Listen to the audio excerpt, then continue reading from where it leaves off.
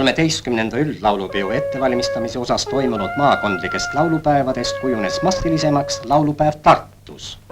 Laulupäevast võttis osa üle 9000 laulja ja rohkem kui 30 000 pealtkuulajat.